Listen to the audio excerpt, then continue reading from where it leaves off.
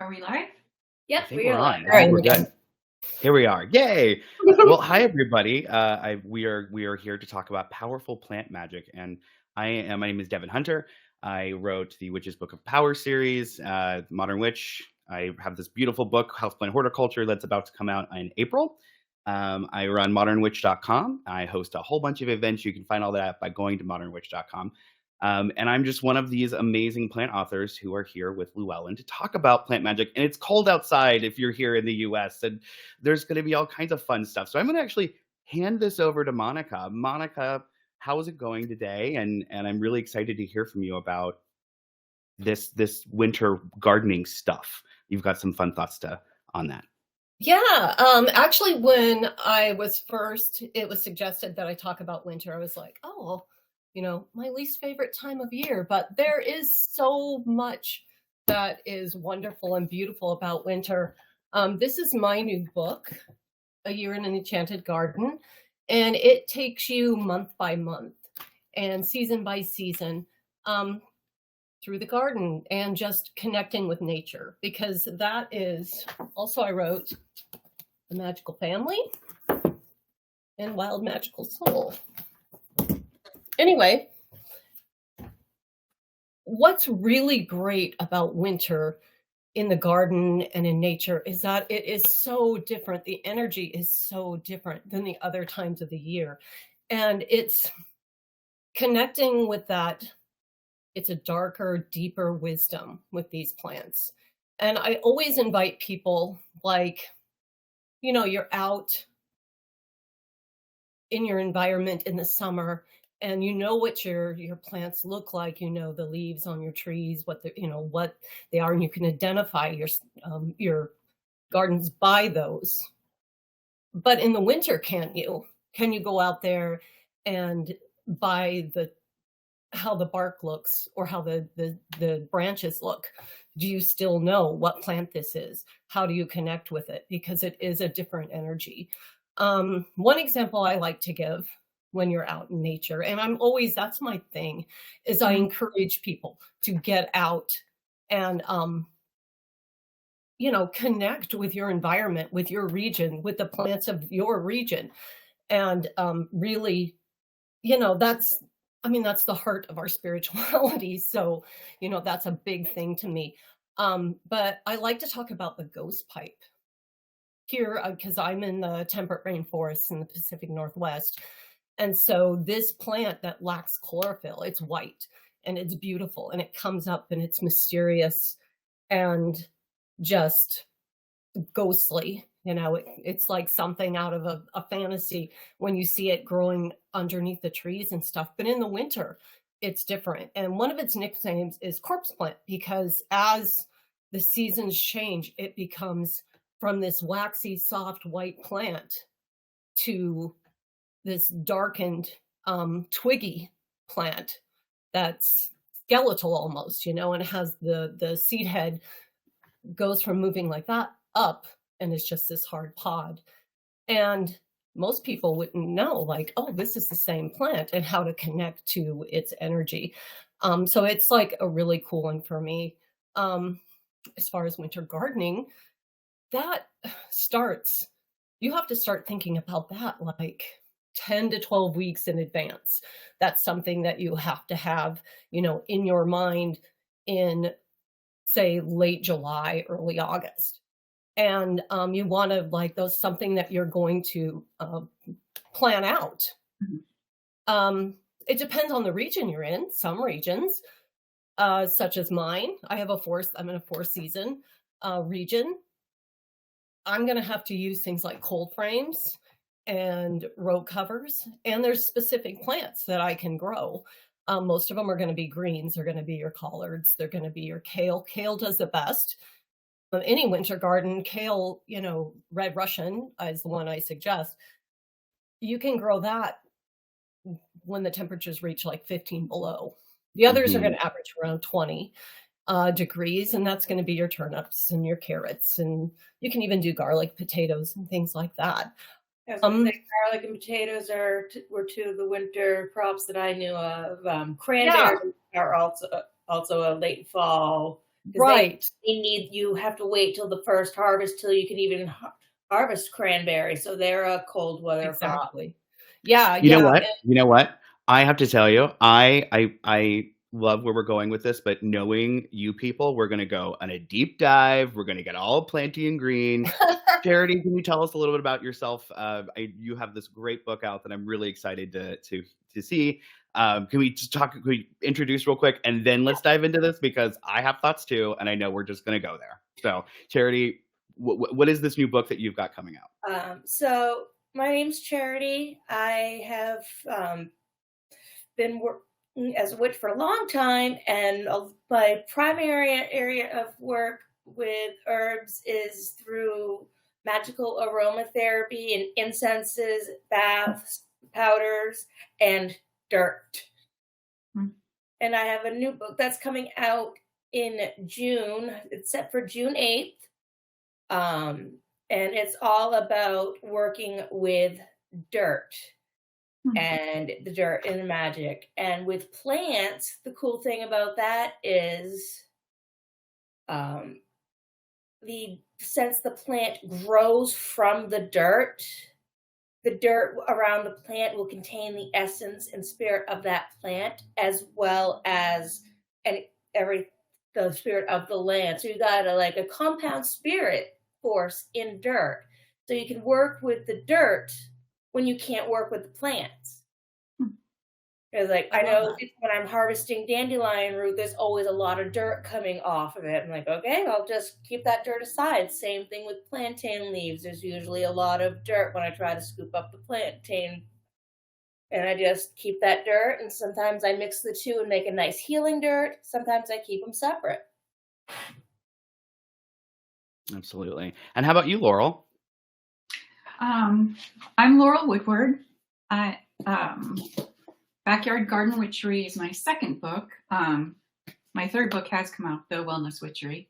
And it's about plant allies and using plant formulas and all the nervines and adaptogens in your environment. And you'd be surprised how many there are actually out there growing in your yard. But I'm also in the Pacific Northwest, and it is cold and rainy right now. But in my winter garden, I do have Swiss chard and onions and carrots, garlic, and I just planted a whole bunch of potatoes. I'm hoping they won't rot, but I'm thinking that they wanted to be planted, so I planted them. Monica, you were talking about how you like to grow edibles, and you were also talking about looking local and seeing what's going on in the environment around there. Do you find that it's easier to work with edibles can you find edibles that are local to you, or do you have to outsource those? Edibles that are local here? Oh yeah, tons and tons. As far as foraging, I mean, we're rich in edible medicinal plants in the Pacific Northwest. Right now I'm doing like chickweed and nettle, and working a little bit with dock. I just made a whole bunch of tinctures out of things like usnea, which is the old man beer, it's lichen, devil's club, things like that. There's tons of stuff that's out there if you look, but you really need to get to know your environment. That's part of it. You don't want to just go out there and just start digging. It's best to take somebody with you who knows what they're doing, because especially if you're like mushroom hunting, things like that, there's a lot of lookalikes, and you can poison yourself, which is not. Every year somebody does poison themselves. I haven't been brave enough to do the mushroom hunting thing yet. I won't do mushrooms in their own essence. I know there are only a handful of the wild plants in my region that I can identify 100%. I only work with those ones that I can identify 100%, and I'm hoping to try to find a class that goes through, because the local adult eds have all kinds of herbal identification and herbal medicine. Because here in New England, herbal medicine alongside modern medicine is very, very common. And a lot of people love going out and making their herbal remedies because a lot of stuff they can find just in their backyards here in Maine. Definitely. Yeah, absolutely. My So we have a question, which is, you've discussed some of the potential dangers of foraging. Are there other certain no-nos that immediately come to mind when working with plants and plant magic? And I'm just gonna, yeah, Monica, could you start? And Oh, then we'll just start. in the wild, there's a Mhm. lot of things that we don't want to do. First, you don't want to, as a magical practitioner and an animist, I always ask the plant. I want to spend time with the plant and get to know them. I'm not just going to rip them out of the ground. Also, there are rules. I mean, the rule of thirds or four, take a little, take what you need. Don't take everything. Mm. There's, things like that. Yeah, you have to be respectful when you're out there foraging. How about you, Laurel? Do you have anything you want to add? I don't forage too much. I live on a farm. We have 10 acres, and I grow most of what I have or want. And I always try new things. This year I'm doing some hysops. Ooh, nice. I'm very excited for this one. Nice. It's great for protection and cleansing. And but yeah, if you're in the city, okay. When I learned how to propagate from cuttings, I lived in the city and I got very excited. And every time I passed a plant on my walk that I wanted, I would snip it. And you're not supposed to do that. I mean, you're supposed to ask your neighbors if you can clone their rose. But it gets very tempting when you see a beautiful plant and you're a new cloner and you have this power to create something. I remember when I was looking for my garden before, there were signs all over, especially with the succulents, not that they didn't want people handling them because people were doing just that. Yeah. You could get a single leaf off of the succulent and then be able to go home and grow the whole thing themselves. And it's like, And while it is a wonderful thing that we can do that, and by the way, I explain all about how to do that in my new book, Houseplant Horticulture, Nice. if you are interested in propagating and how to do it magically. But it is one of those things that a lot of people were going in and basically stealing from beautiful garden centers. There was a lot of poaching that goes on too out in the wild. So like one of the things with propagation is definitely ask, and you never really know what that gardener, what that home enthusiast is doing, what their project is. And if it is somebody who is a magical person, you definitely don't want to cross that line and just go start snipping off of their magical plants, right? So definitely it's one of those things that I think a lot of people really should learn about. It's an incredible thing that the plant kingdom can do, which is this propagating thing. We can't do that. Some starfish can, right? But like we can't just cut off a finger and grow a new me. That's not going to happen. But with plants, there's something amazing. And there's an intelligence that's there. And I think you can see that whether you're walking in a forest or you're going through a field or you're at home and you're growing all of these crazy plants that I grow. There's an intelligence there and there's something truly magical. I think the essence of magic we can see in that act of propagation from taking this little tiny thing, turning into something. Of one of the reasons why I believe in spirits of the plants, and that's why I always, even in my own garden, even the plants that I grow, I ask them if I can harvest them first, or if they just want to be left out to live their life naturally. Yeah. I harvest the ones that say yes, and the rest I leave and let be wild and do their thing, because their spirits have their own thing. But something had to teach that little seed how to go from being under the ground, reaching up into the sky in the sunlight. Because there's not a brain as far as that we know of. So how does it know how to do that? There's got to be the plant something spirit. going on. There's something going on. Margaret is asking, does anybody here incorporate tarot into their work with plants? And I certainly do. It's a regular practice for me. tarot cuts a lot of the spirit communication down, like the difficulties we have with it. So I find that if my mediumship isn't being, spot on that day, that I can switch to the tarot and work with them. And there are a couple of decks. There's a lot of decks actually that Llewellyn puts out. Like Cielo Thompson has all these decks out that are amazing and very planty, and they totally help with connecting to the plant spirit. But also, getting information like Charity was just talking about. Do you want to be propagated? Do you want to come and be part of my little magical kingdom? Asking those questions. You want It to becomes part of that back and forth. I think plants talk to us in our dreams sometimes too. You ask a question, and then right before you go to bed, remember it. Re-speak it again. Put your mind back on it. That plant can come visit you and have a conversation. Mm-hmm. I imported a bunch of rare philodendrons from overseas, and they came in with a fungal infection. And I had gone through and I did all the stuff that, you're supposed to do to take care of them, then quarantine them. But something passed. It got through the quarantine process. And a couple of weeks later, I'm in bed, I'm sleeping, and I have this horrible dream where my plants literally wake me up and get me and tell me that they are being attacked by an army.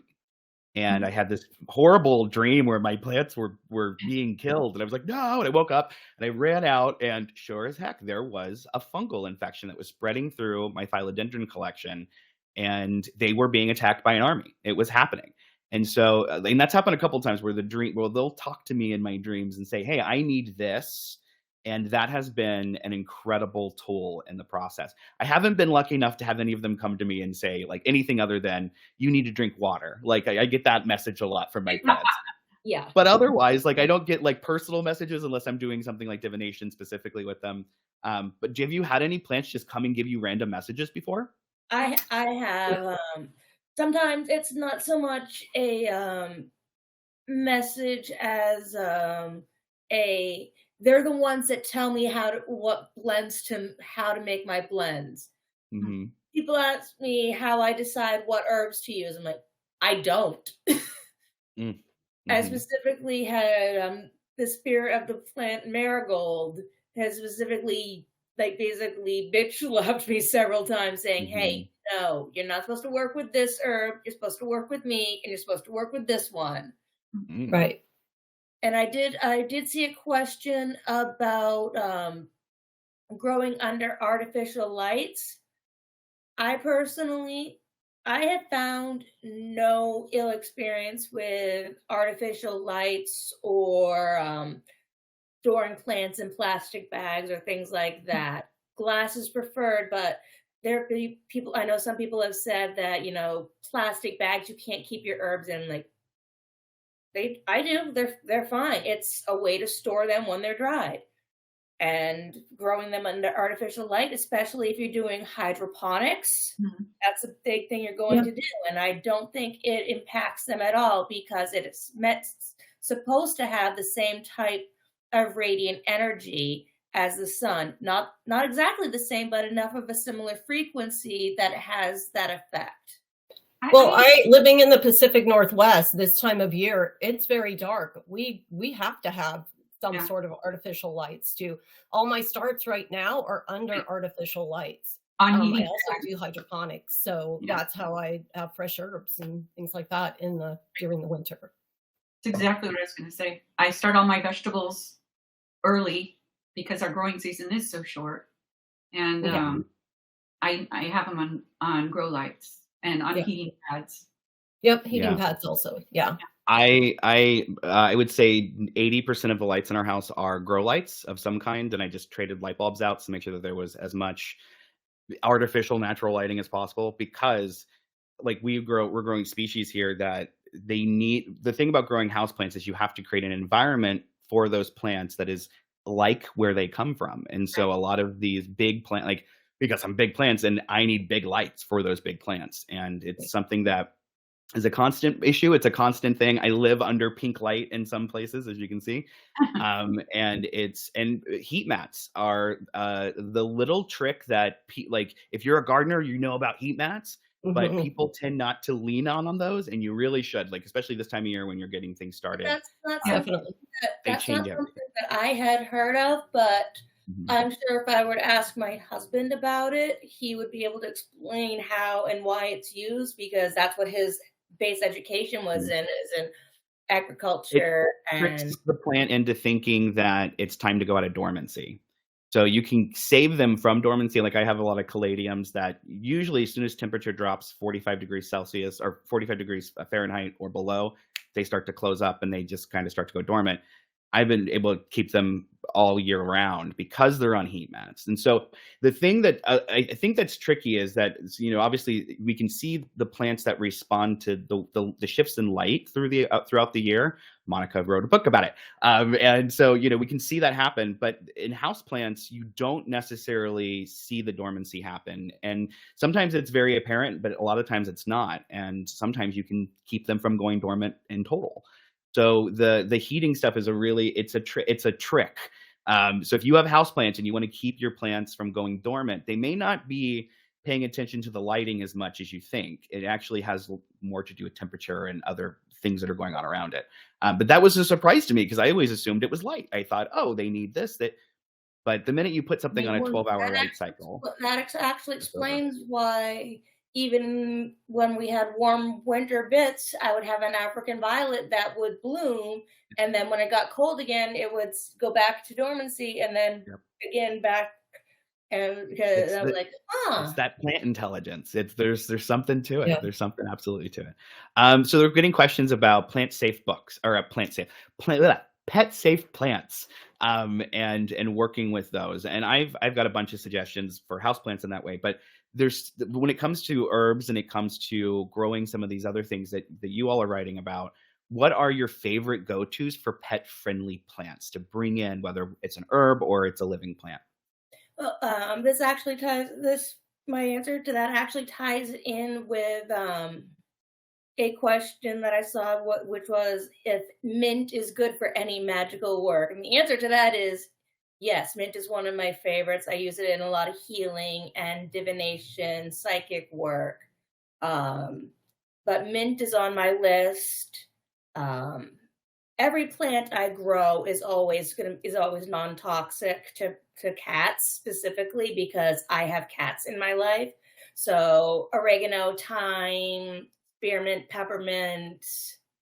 Catnip, I have to hide that. I mean, I've got it planted in a spot where the cats actually, because they kill it every time, where they Right. kind of can't get to it. I actually couldn't grow catnip in my last herb garden because so many people let their cats in that neighborhood roam free that they found it and they slept on it and destroyed it. I'm like, and it was even in a raised bed, so you could tell that it was, some plant someone was trying to raise. Lavender is also on that list. I was trying to think of lavender and sage. In my experience, my pets are pretty savvy, and I've had goats, chickens, donkeys, and they roam my yard, and my dogs and cats, and I have unsafe plants. I've got a bunch of hellebore. I've got digitalis, things like that growing all over, and they never touch them. I don't really have a problem with my animals doing that, and typically they're pretty savvy.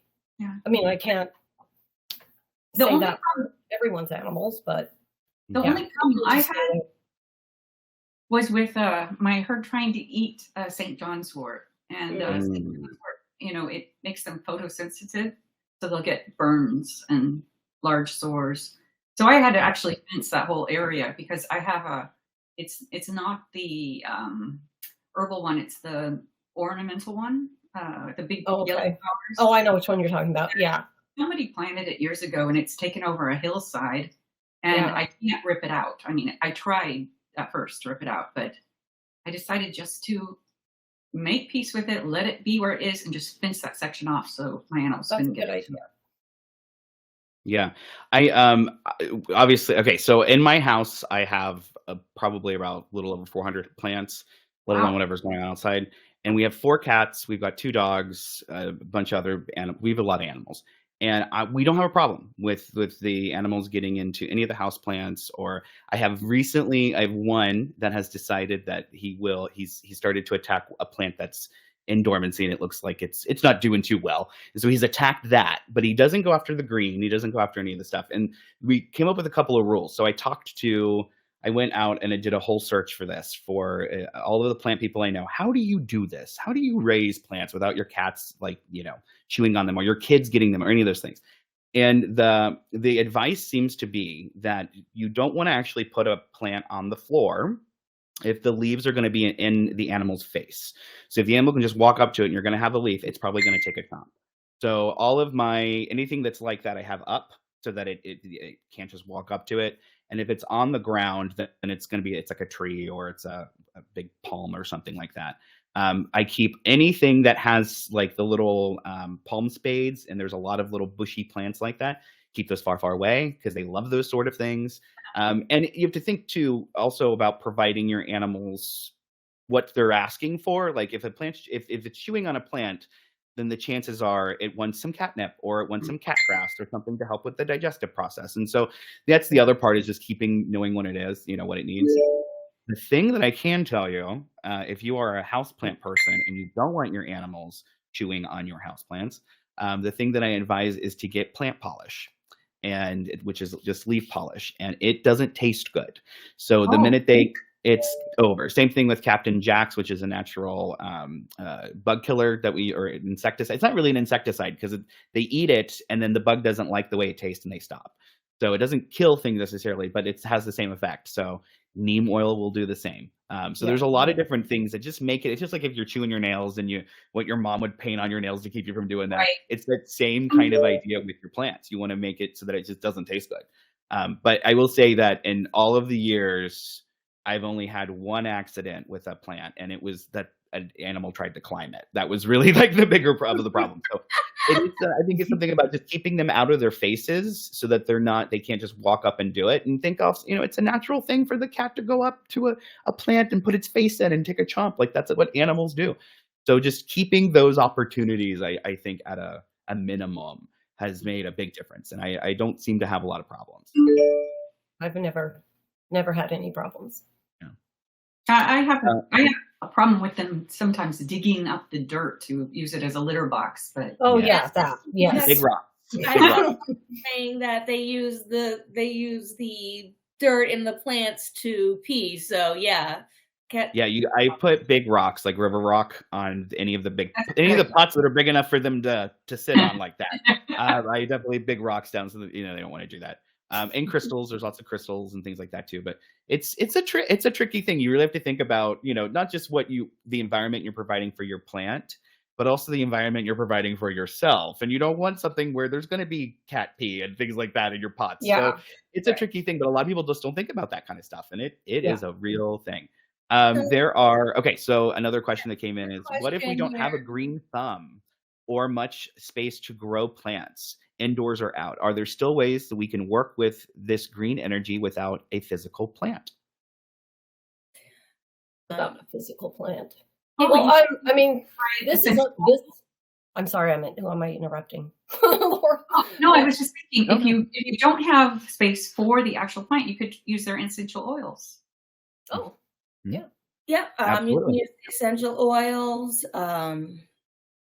If I can't grow a plant, I work with a lot of my plant work I do is with dried plants. And some people are like, you can't do that. I'm like, they're already dead. I'm like, yes, but the leaves are like the bones of the plant. So it still contains whatever part is dried is like the bones of the plant. It still has its essence. So even though it's a lot quieter than if it was fresh from the ground, it's still there. Yeah.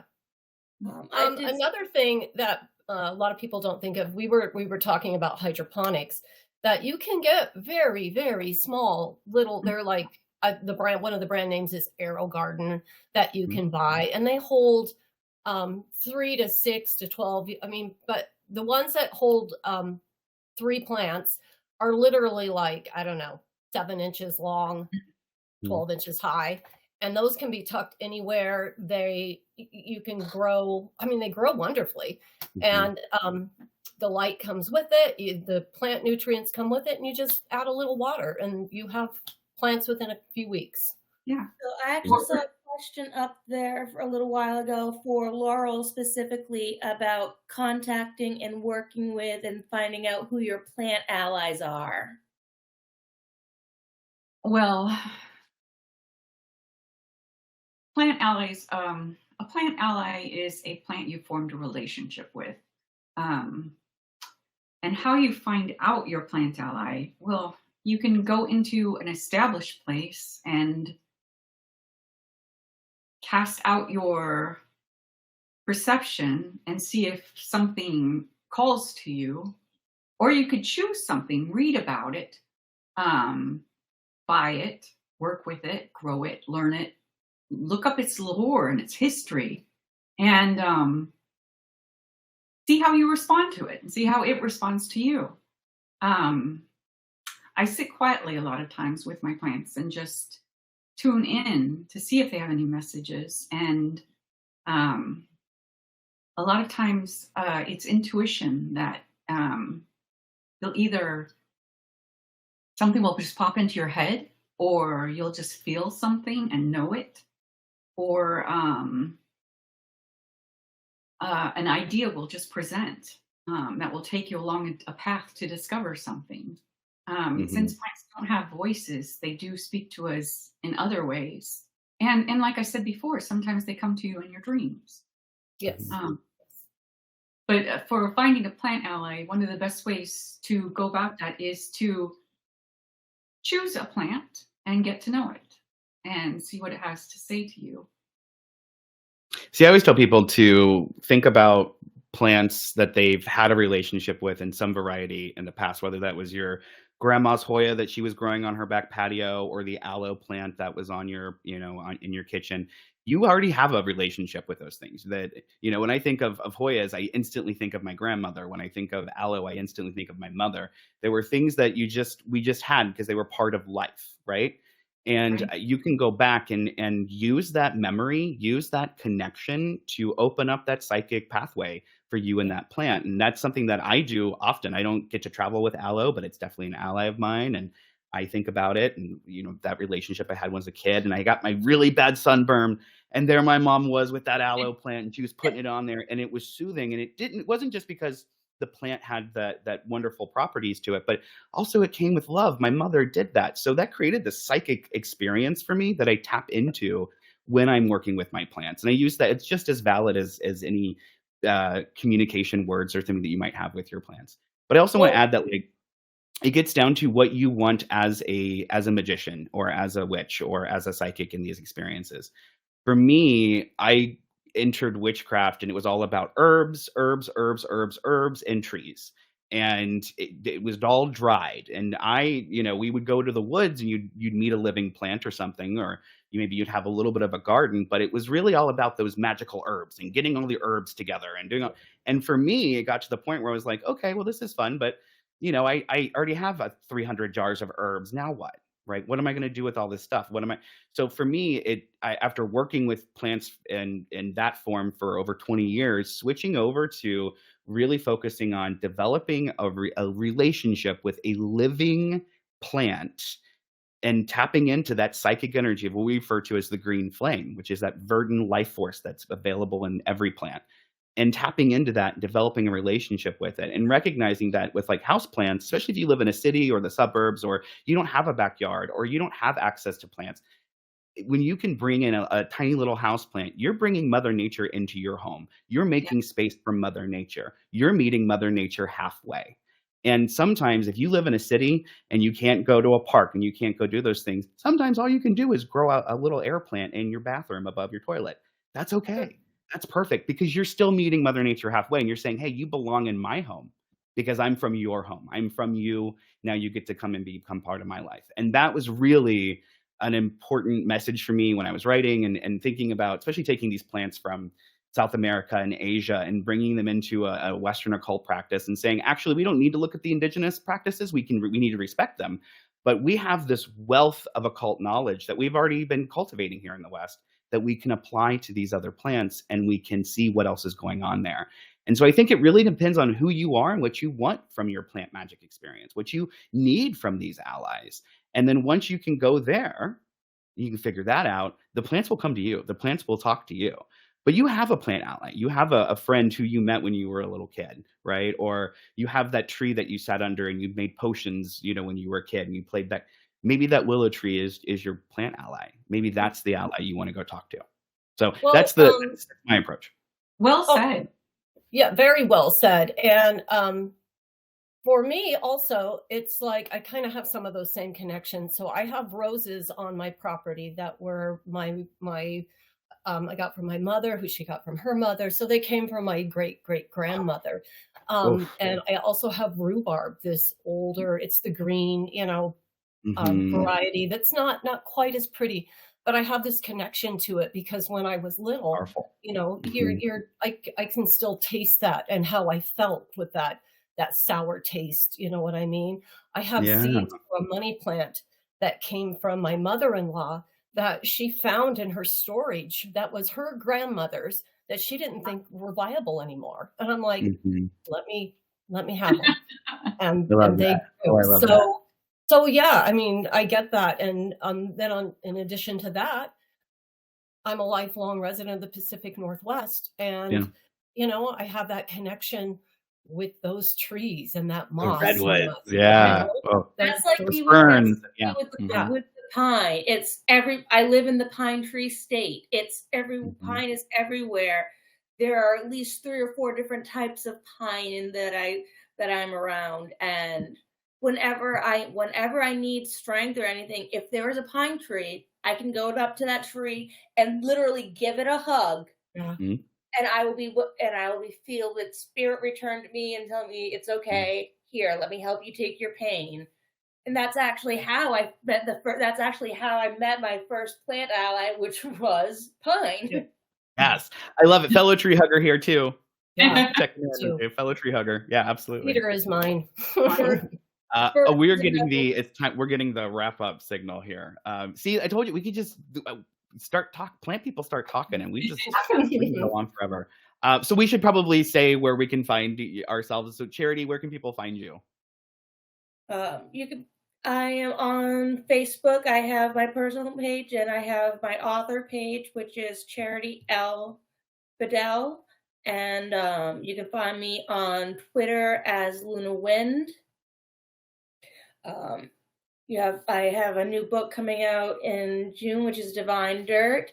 And it also goes very well with my first solo book, which came out last year, which is Container Magic, which also in the very back has an appendix full of listings of the herbs and their properties.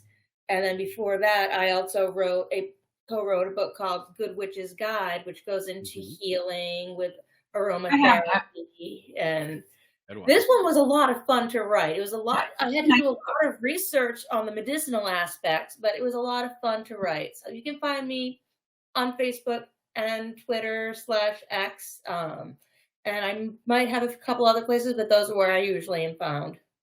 Nice. And how about you, Laurel? Well, I'm on laurelwoodward.com and I have Liminal Landscapes as a blog. But yeah, I'm on Instagram and Facebook. Okay. And Monica?